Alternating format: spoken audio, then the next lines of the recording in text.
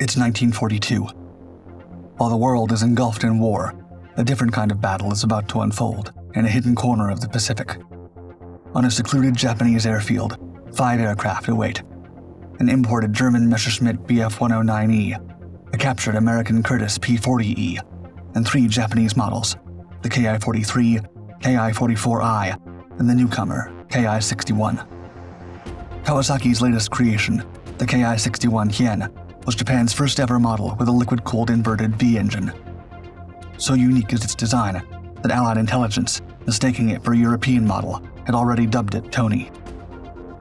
While Kawasaki is confident in their groundbreaking design, top commanders at the Imperial Japanese Army Air Force headquarters remain skeptical. This competition is set to challenge their doubts. As engines ignite, the sky transforms into an aerial arena. One by one, the aircraft leap into the air, their pilots pushing machines to their limits. The Ki-61, powered by its 1175 horsepower engine, begins to outclimb, outmaneuver, and outpace the other models in a series of tests. With this, the doubt on the officers' faces slowly gives way to outright awe. Soon after, the Kawasaki Ki-61 Hien would be deployed throughout the Pacific theater. The most un-Japanese-looking fighter was ready to take the skies by storm.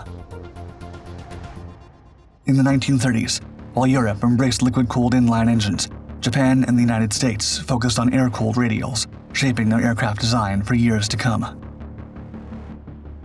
While the Americans introduced the Allison V-1710 engine in 1937, the Japanese Air Force struggled to create an equally powerful or comparable power plant. This meant that by the time the Empire joined World War II, pilots across the Pacific predominantly relied on radial engines.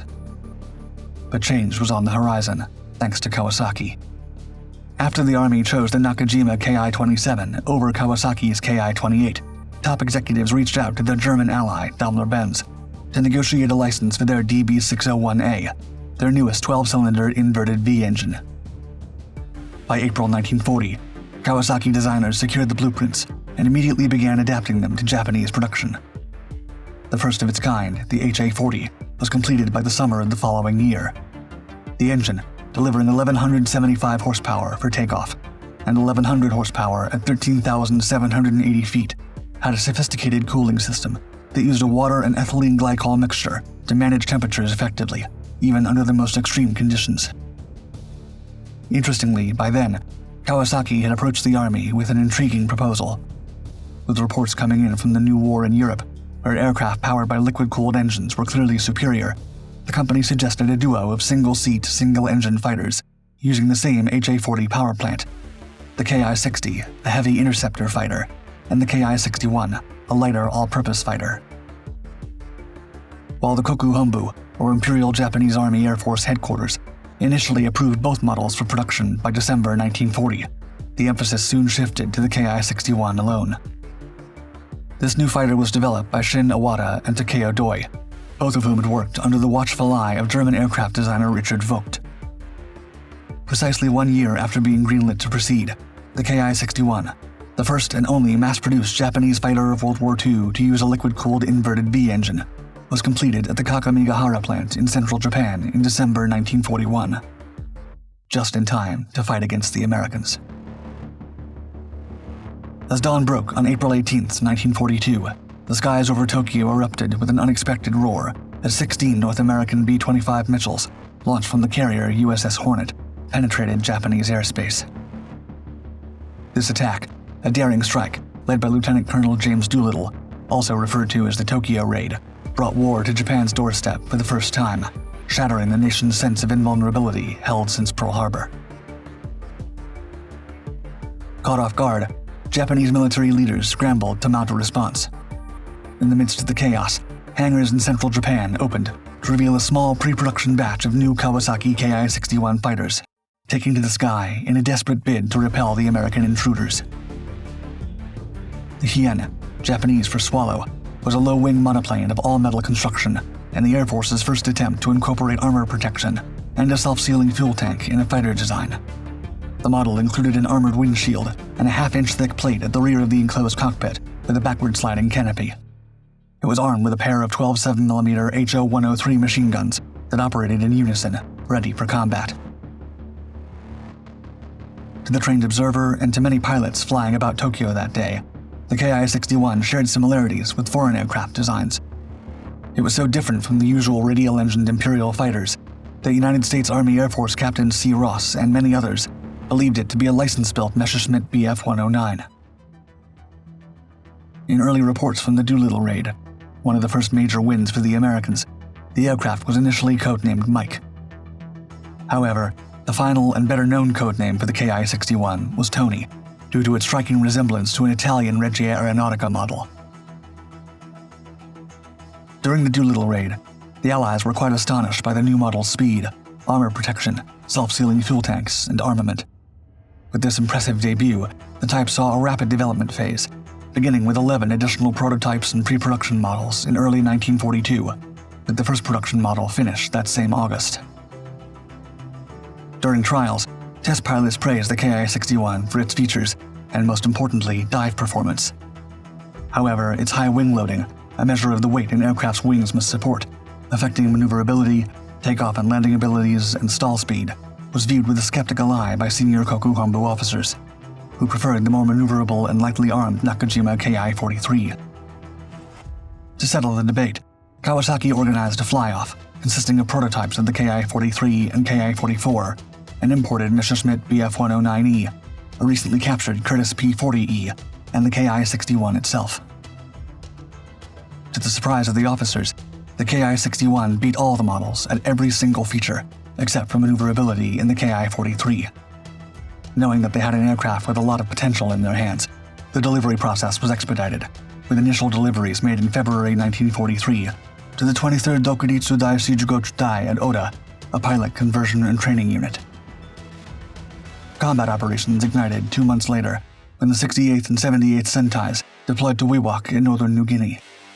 That spring, these Tonys proved much better suited to combat American and Australian aircraft than the Ki-43s they supplemented, especially due to their high diving speed. As this model expanded, popping up in nearly all corners of the theater, the Allied Air Force's commander in the Southwest Pacific, General George Kenny, believing his Curtiss P-40s to be completely outclassed, reached out to his superiors and essentially begged for more Lockheed P-38 Lightnings to counter this new threat. This did not mean the aircraft came without issues. In fact, what set it apart ultimately became its downfall. In the air, the Ki-61 Tony was a sight to behold, adored by its pilots and respected by its adversaries. Yet, its modern liquid-cooled inverted V engine, while powerful, proved to be a temperamental beast on the ground, particularly in the sweltering heat and stifling humidity of the Pacific theater. This weakness was further exposed when both initial units were deployed to the dense, unforgiving jungles of New Guinea. These challenges, coupled with a dwindling pool of skilled technicians, meant that neither the sleek Tonys nor their brave pilots could often unleash their full potential. The campaign in New Guinea initially saw some success for the Imperial Japanese Army Air Force. However, as the Allies regrouped and bolstered their air power, the tide quickly turned against the Empire, leading to mounting losses that painted the skies with falling Tonys. Even beyond combat, the aircraft suffered significant losses. The biggest example was the 78th Sentai, which lost more than half of its 30 Ki-61s during a routine transit between Truk and Rabaul, forcing the survivors to limp to their nearest service depot for urgent repairs. Despite these setbacks, over 3,000 Ki-61s rolled off the production lines. Late 1943 saw an upgrade in firepower, with the addition of two 20mm H-05 cannons nestled in the wings. Among the Tony's pilots, Major Shogo Takeuchi of the 68th Sentai stood out, claiming 16 enemy aircraft over the skies of New Guinea before his final fateful flight in December 1943. Even with its flaws, the Ki-61 continued to sow fear and uncertainty in Allied aviation circles, especially in one particular role.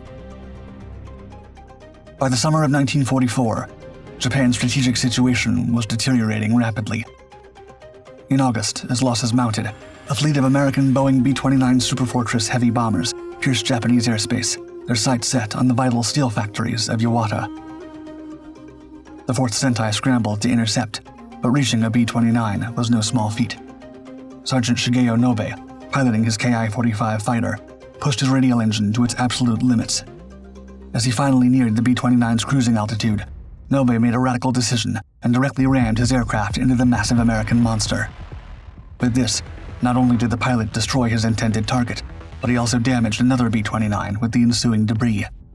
This audacious act caught the attention of the growingly desperate Japanese High Command, who soon ordered more attacks of this nature. By early November, ramming attacks had become official policy, with dedicated flights formed to challenge the B-29s at their lofty heights.